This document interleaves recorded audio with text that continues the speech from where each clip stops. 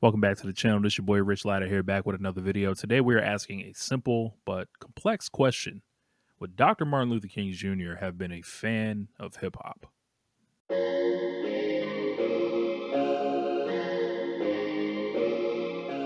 Now, this is simply a thought exercise. I just kind of got struck with the question, seeing as how Martin Luther King Day is today. And I was thinking about what Dr. King's reaction would be to the art of hip hop, the art form itself, what it stands for, and the different various kinds of hip hop. There's two different ways to approach this. One being like, had Dr. King not died in 1968, excuse me, had Dr. King not got in 1968 and continued to live, and let's say he's 39 years old when he dies in 1968. He's 49 by the time the late 70s are around, heading into his 50s. And I think if that is the scenario that you choose to go with, I think Dr. King possibly falls into, this is noise, this is a bad representation of the black community, and I think he doesn't get it. However, I think there's another way you can look at this. I think that Dr. King would, like, say, if we could transplant Dr. King from being born, instead of being born in 1929, let's say he was born in 1959, right? Let's give him 30 more years essentially. So that would make him 20 years old in 1979. He would live the entire 80s essentially and into the 90s.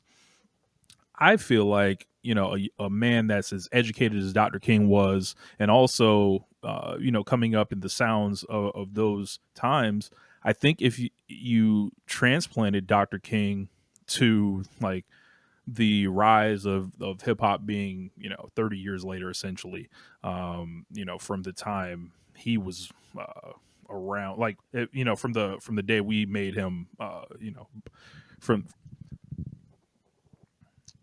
I think if you look at it from 1959, him being born, I think he definitely is receptive to hip hop. He is someone that the culture of hip hop really embraces as well. He's our greatest orator in perhaps United States history. No one's really clearer than Dr. King, and I think he is someone that if he was around later, he would have embraced like all the different messages of rap. I think he would have been a defender of hip hop personally, and I think he would be someone that would understand, the black man and black woman's plight in Oakland, in Atlanta, in New York, and hear all the different perspectives. And Dr. King would give kind of like an official stamp to that.